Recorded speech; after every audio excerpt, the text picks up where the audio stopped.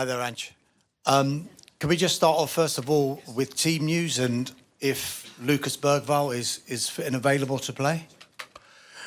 Team news, pretty much the same as last week. No, Lucas isn't available, so pretty much the same as we were as of last week. Ian, please. Hello, Ian Dennis, BBC 5 Live. I was struck by your story the other week about the Stonecutters Creed, and it's not quite 101 games, but it is still a significant milestone for you. It's your 100th match in charge, and I just wonder, how would you assess the impact that you have made in the last 2 years? Yeah, hopefully that 101st blows tomorrow, mate, not on Sunday. It's hard to sort of kind of contextualise sort of the challenges of the last couple of years. I guess from my perspective, I came into the club with some pretty clear objectives about what the priorities were for the club in terms of taking over.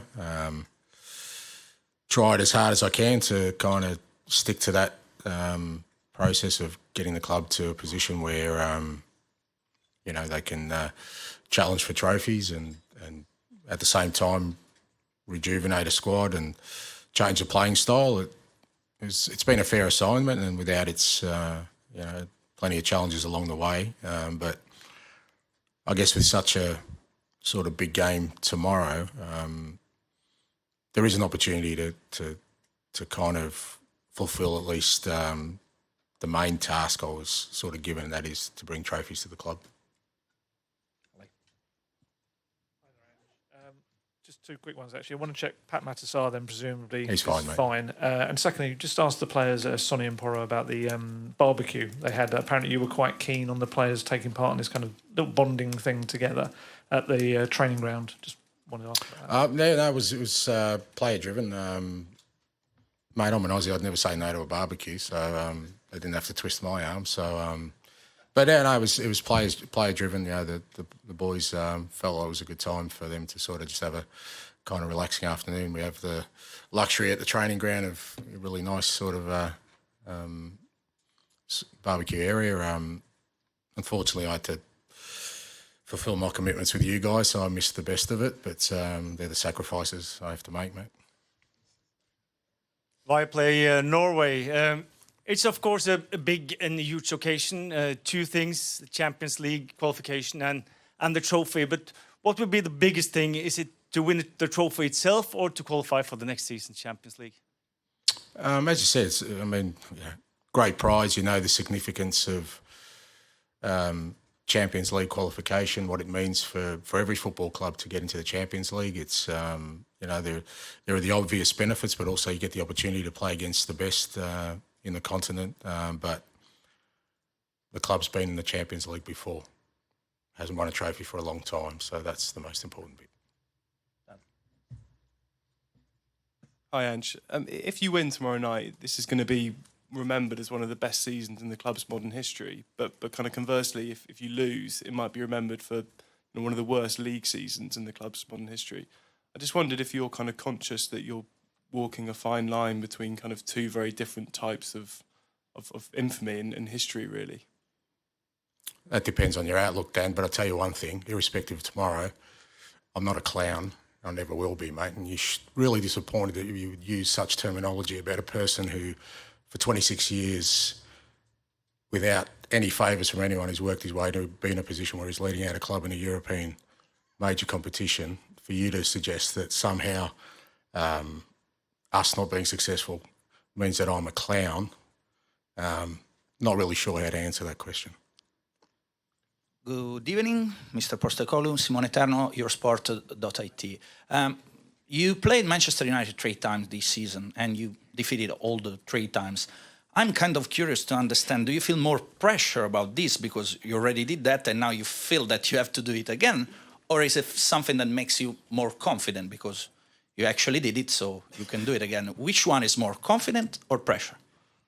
Neither, because it's a final and you know that those kind of things aren't important. I mean, if we had have lost all 3 games, your question probably would be, do you feel the pressure because you can't beat them? So what I do know is, and I've been in this situation a few times in my careers in the big games, even your form going into it, even if you've got terrible form, and there's been plenty of competitions where you go into it, it doesn't matter. What matters is how the players cope with the occasion tomorrow, how they cope with understanding the importance of the game.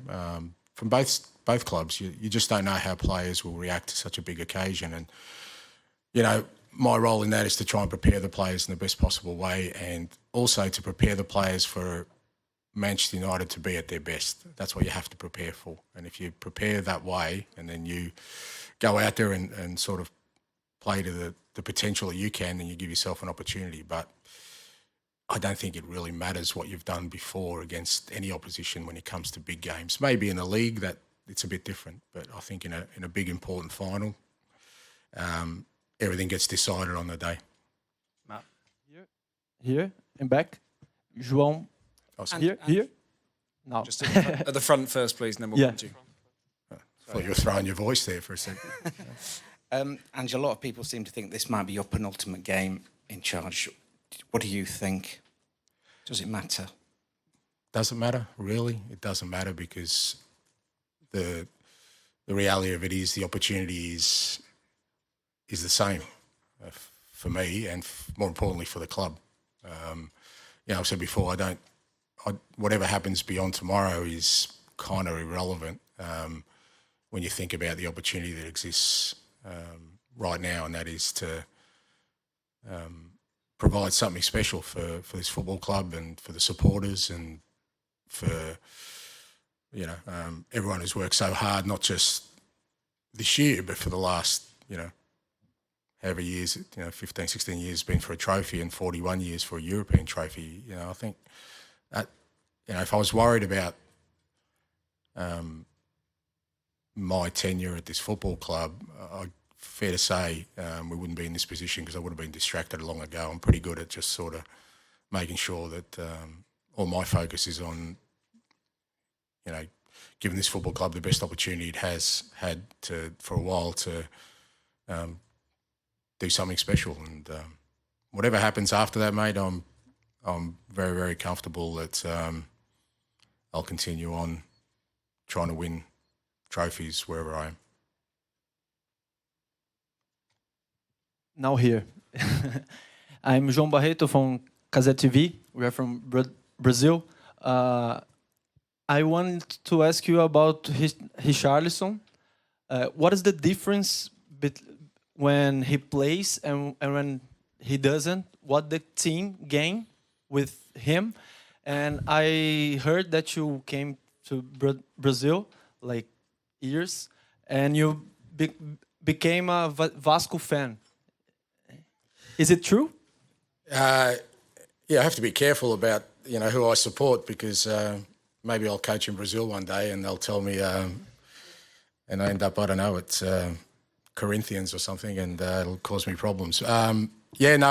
Firstly, Richie, so pleased for him because he's had a tough time, Richie, not just this year, but since he's been at Tottenham. He's had some injury problems. He's never really had a stretch of games, but, and it's been very tough on him, both physically but also emotionally. But he's in a really good place now. Physically, he's he's worked really hard on his fitness, and, he plays with so much passion and determination, Richie.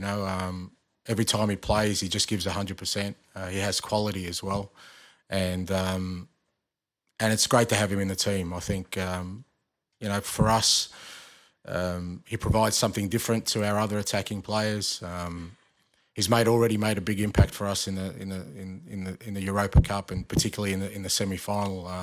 And just really pleased for him that through all the difficult times he's had, he's now in a place where he's fit, he's available, and he's excited about contributing. And I've always loved Brazilian football. I actually played against Vasco da Gama in 1985. They came to Australia, and Roberto Dinamite was playing at the time, and I got his shirt, and I still have it. So every time I visited Brazil, there's always an association with Vasco. Obrigado. Coach, καλησπέρα. Αλέξανδρος Ξενικάκης από την τηλεόραση του Αντένα από Ελλάδα. Πού είσαστε? Εδώ, στο βάθος. Συγχαρητήρια. Θα ήθελα μια πιο προσωπική ερώτηση να σας κάνω. Είστε ο πρώτος Αυστραλός αλλά και ο πρώτος Έλληνας που θα προπονήσει μια ομάδα στον τελικό. Ποια είναι τα συναισθήματά σας εν ώψη της αυριανής ημέρας? Γράφετε ιστορία και για το ελληνικό ποδόσφαιρο. Αν θέλετε να μας πείτε και δύο κουβέντες στα ελληνικά, θα μεταφράσω εγώ την ερώτηση στα αγγλικά. The question is about your personal thoughts. You are the first Australian and also Greek guy to coach a team in the European final. Thank you. Thank you. Yeah, I'm very proud of that because I think, it's kind of what I was saying before, that just to me, to be in this position where I've come from.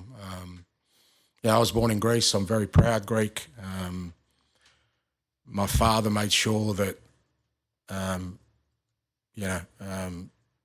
I understood where our roots were and what it means to be Greek, and I've carried that through my whole sort of life. And I grew up in Australia, and in the other side of the world where football, unfortunately, wasn't a prominent sport. But my father, he took his love of football from Greece to Australia, and he worked really, really hard. As I've said before many times, my mum and my dad, they left their home country, their family, everything they knew for their kids, for me. And I hold that dear to my heart. And he's not with me today, but he is with me all the time. So I feel it very strongly. I feel, I love being Greek. I love that I was brought up in Greece. It's I think we'll all retire one day. And I love that I grew up in a country in Australia where, even though football wasn't, a big sport, when you grow up in Australia, you also have the attitude that when it comes to sport, you'll take on anyone, doesn't matter how big or small they are. And I'm proud of my roots in both. So, ευχαριστώ για την ερώτηση και είμαι πολύ περήφανος που είμαι Έλληνας. Hi, Ange. I want to ask if how important Captain Sonny has come back from injury. Like, how much do you trust him, and how his experience can motivate to the younger players in squad? Yeah, massive to get Sonny back. We were a little bit worried when he picked up the injury because we just weren't sure, how long he was going to be out for. But he worked so hard and to make sure he was back, and really pleased the other night to see him, play 60, 70 minutes, and you could see his sharpness is coming back. But he's so important to the group. He's so important as a leader. He's such an important figure at this football club. And, it's a big motivation and driver for all of us, including me, to give him a trophy that his career deserves, because, again, he's a guy who's come from the other side of the world. Not many players have come from Asia and it's stayed in the Premier League, the top league in the world for so long, maintaining that excellence. And it would be great to kind of, cap that off with a trophy for him. But he knows, and we all know that we've still got to do the work. He's been in this position before, obviously, with the Champions League final, so he has that experience. I'm sure he'll pass that on to the players. We've only got time for two more, so we'll go Dave and then finish with Alex, please. Hi, Ange. Over here, Ange. Oh, sorry. Just following on from what you said to Matt, we've spoken to quite a lot of the players in the build-up to the final, and they're all very conscious about, the subject of your future. I just wondered, have you had to address that with them as a group? No, because I think, again, that would be not really helpful in what is before us right now. I've said to lads from day one, it's nothing's guaranteed in life. Nothing's guaranteed in sport. So you just got to try and make sure you take every opportunity before you, and that's what I've done my whole career. I've been in this position before, where the big game was the last game I managed. It's not unusual territory for me, and I've always navigated that pretty well, because for me nothing's more important than my responsibility to this football club to its fans that tomorrow me and the players' minds are only on one thing, and that is trying to create something special. Well, I mean, I qualified for a World Cup. I left, won the treble with Celtic, and left. So, Alex, to finish, please. Won at Brisbane. I left.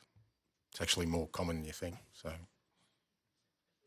That sort of leads on to my question, actually, Ange, because I think the assumption is that your future will be decided purely by the hierarchy in the football club. My future is assured. I wouldn't be the first person who changes jobs, mate. We all change jobs. I'm sure you've had more than one job. My future's assured. I've got a beautiful family. I've got a great life.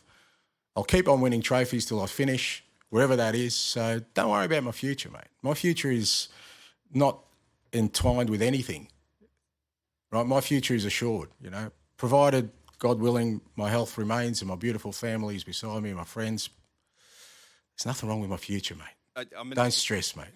I meant specifically... Sleep easy at night. I will try. I'll be okay. I will try. But I meant specifically at Tottenham. Is there a scenario where you win the trophy and you think, actually, my job is done here? No, because I don't think my job is done here. We're just, you know, I really feel like we're building something, and what a trophy does is hopefully accelerates that. So I still think there's a lot of work to be done. That's quite obvious with the way we've sort of, you know, the challenges we've had this year, which I think are well chronicled. But you know, I think there's some reasoning in that, in the context of that. But also there's been some growth that I'd like to see through. But you know, whether that happens or not it's not that important right now.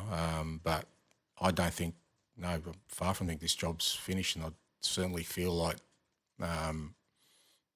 you know, there's some growth there that we can take this club to where it needs to be.